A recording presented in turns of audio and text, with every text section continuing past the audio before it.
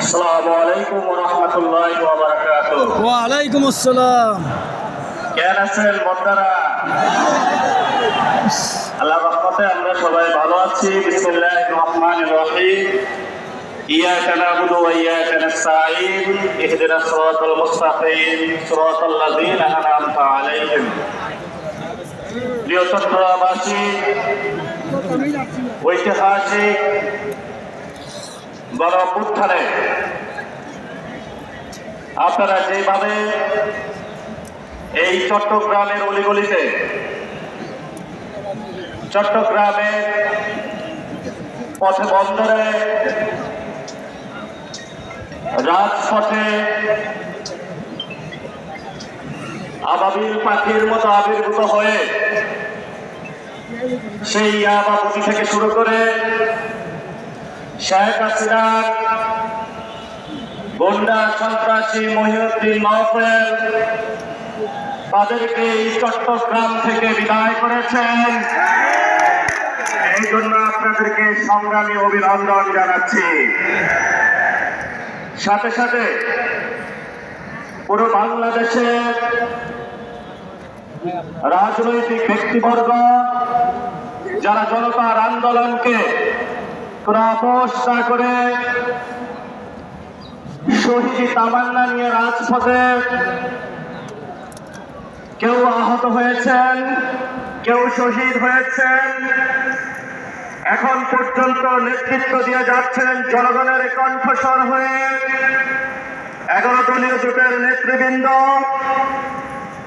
আমাদের উপর বাংলাদেশের আকাঙ্ক্ষার বোঝা দিয়ে যারা মৃত্যুবরণ করেছেন, আমাদের শহীদ ভাই এবং বোনেরা হাসপাতালে কাতরাচ্ছেন, আমাদের আহত যোদ্ধা ভাই ও বোনেরা গত 17 বছরে নিপীড়িত মা বোন জনতা যারা বাংলাদেশে নিজের কোলের শিশুর মতো আগলে রেখেছেন, আপনাদের সেই আজাদির লড়াইয়ের অংশ হিসাবে আজকে আমরা এই ময়দানে হাজির হয়েছি। সময় কম, ছোট্ট কয়েকটা কথা বলবো। এই চট্টগ্রামে ইসলামী সমাজ কল্যাণ পরিষদের ব্যানারে চট্টগ্রামের মানুষকে তিনি শান্তির পথে আহ্বান করেছিলেন, ইসলামের বাণী ছড়িয়েছিলেন, যাকে অন্যায়ভাবে হাসিনা খুনি সরকার আল্লাহর দরবারে শহীদ হিসাবে পাঠানোর ব্যবস্থা করেছিলেন আমাদের প্রিয় সাইদি সাহেব। উনি একটি বিখ্যাত কথা বলেছিলেন, যেই কথাগুলা চট্টগ্রাম নয় পুরো বাংলাদেশের তরুণ প্রজন্মের কাছে এখনো দিবারাত্রি শানিত হচ্ছে।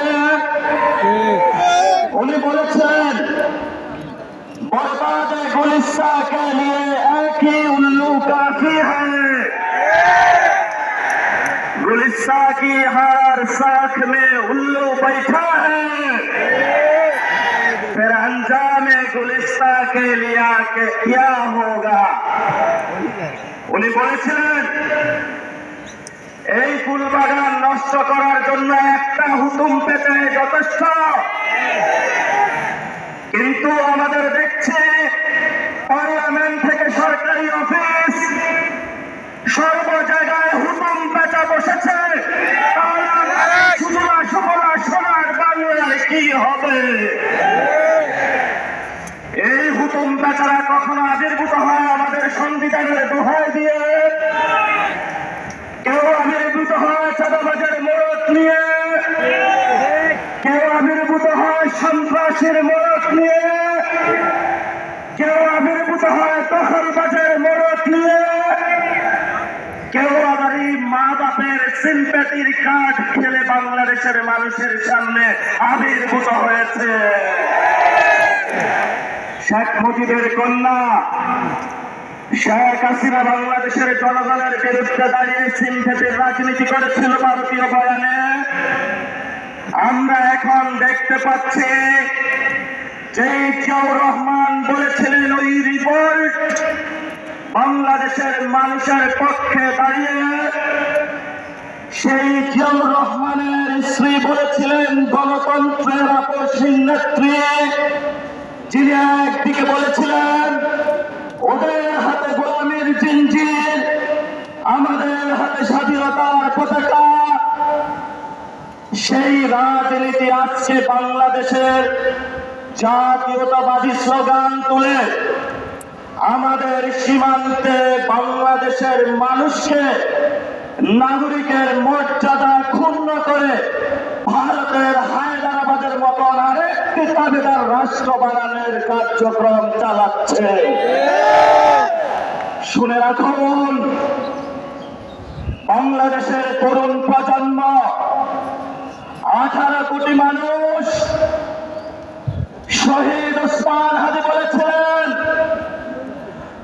বাংলাদেশের মানুষ তোমরা দরকার হয় ঘাস খাও, তারপর অস্ত্র বানাও, আমাদের স্বাধীনতা আমাদেরকে রক্ষা করতে হবে। অনেক মুক্তিযোদ্ধার বয়ান হয়েছে, সবাই এসেছে অগ্নি পরীক্ষা, তারা বাংলাদেশের সীমান্ত রক্ষা করবে, তারা ব্যাংক রক্ষা করবে, তারা বাংলাদেশের জনগণকে রক্ষা করবে।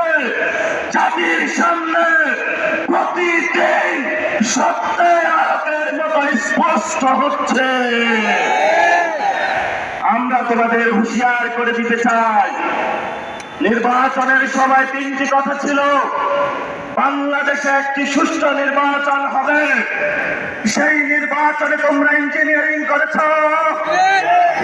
দেশপ্রেমিক জনতাকে যারা ঐক্যবদ্ধভাবে বাংলাদেশের পক্ষে ভোট দিয়েছিল, সেই জনগণকে বোকা দিয়ে প্রতারণা করে দিল্লির সাথে মিলে বাংলাদেশের মানুষকে বঞ্চিত করে এখন গেরুয়া পতাকা আমার বাংলাদেশের সীমানায় হাজির করেছ। বাংলাদেশ থেকে আমরা স্পষ্ট বলতে চাই, বাংলাদেশে আমরা কোন সীমান্তের হত্যাকাণ্ড সমর্থন করি না।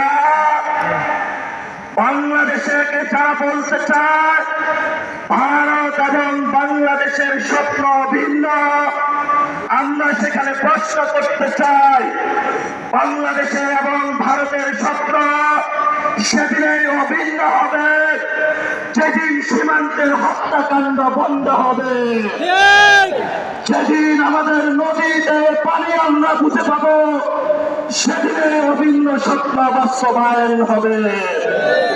বাংলাদেশে যেই দিন আমার কাটাতারে ফেলানির আর কোন লাশ চলবে না, অবৈধভাবে কোন নাগরিকদের হত্যাকাণ্ডের শিকার হতে হবে না, নদীতে কৃষক পানি পাবে, আমাদের বাণিজ্যের ক্ষেত্রে কোনো বৈষম্য হবে না, আমাদের রাজনীতির ক্ষেত্রে নাক গলানো বন্ধ করবে, সেদিনেই আমরা ভারতের সাথে মর্যাদার সম্পর্ক কি হবে সেটা ভেবে রাখবো। ভারত, তুমি কান খুলে শুনে রাখো। আমরা কোনো টাকার কাছে বিক্রি হয় নাই, আমরা চাঁদাবাজি করি না, আমরা সন্ত্রাসী করি না, আমরা দুর্নীতি করি না। আমাদের লড়াই স্পষ্ট, বাংলাদেশের ইসলাম এবং সার্বভৌমত্বের লড়াই। গণতান্ত্রিক ভাবে আমরা এগিয়ে যাচ্ছি। এই ধৈর্য প্রক্রিয়ায় যদি আমাদের অশান্ত করার তাহলে 24 জুলাইতে যেভাবে বাংলার জনগণ রাজপথে নেমে এসেছিল, আর 1 জুলাইতে বিএনপির পতন বাংলাদেশে হবে ইনশাআল্লাহ। শেষ কথা, তারা এসেছে।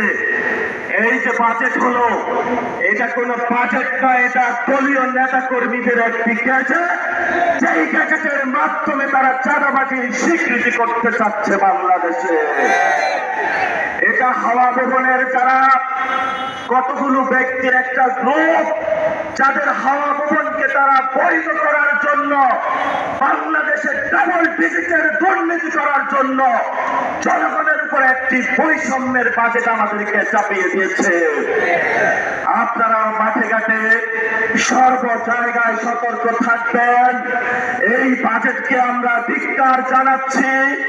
এই বাজেটে আবু সাইদের রক্ত নেই, এই বাজেটে শহীদ ওয়াসিমের রক্ত নেই, এই বাজেটে শহীদ ভক্তের রক্ত নেই, যেই বাজেটে আমাদের তরুণ প্রজন্মের কর্মসংস্থানের ব্যবস্থা নেই, সেই বাজেটকে আমরা ধিক্কার জানালাম। সাথে সাথে বাংলাদেশের জনগণকে কর্মসংস্থান বুঝিয়ে দেওয়ার জন্য, ভারতীয় সেবাদেশ থেকে মুক্তি পাওয়ার জন্য, হাওয়া ভবন থেকে বেরিয়ে আসার জন্য, চাঁদাবাজ সন্ত্রাস দুর্নীতি রুখার জন্য, একটি সাম্য স্বাধীন সার্বভৌম বাংলাদেশ গঠনের জন্য আমাদের এই যে নির্বাচনী জোট, সেটা থেকে আমরা ঐক্যবদ্ধভাবে হয়েছি। রাজনৈতিক লড়াই চলবে। ভারত বাংলাদেশের যে সম্পর্ক মর্যাদার ভিত্তিতে হবে, সীমান্ত হত্যাকাণ্ড বন্ধ হবে, পুশিং বন্ধ হবে, নদীতে পানি আসবে, আমার বেকার ভাইয়েরা চাকরি বুঝে পাবে। যদি এই ব্যবস্থা বাংলাদেশে না হয়, এই যে চট্টগ্রামে রিভল ঘোষণা হয়েছিল, এই চট্টগ্রাম থেকে আমরা আজকে আবার রিভল ঘোষণা করলাম। আপনারা সবাই ঐক্যবদ্ধ থাকবেন ইনশাআল্লাহ। চট্টগ্রাম যেদিকে যাবে, বাংলাদেশ সেদিকে যাবে। চট্টগ্রামের জয় হোক, পদ্মাদের জয় হোক, বাংলাদেশের মানুষের জয় হোক, বাংলাদেশের ইসলামের জয় হোক, বাংলাদেশের সার্বভৌমত্বের জয় হোক। সবাইকে আসসালামু আলাইকুম ওয়া রাহমাতুল্লাহি ওয়া বারাকাতুহু।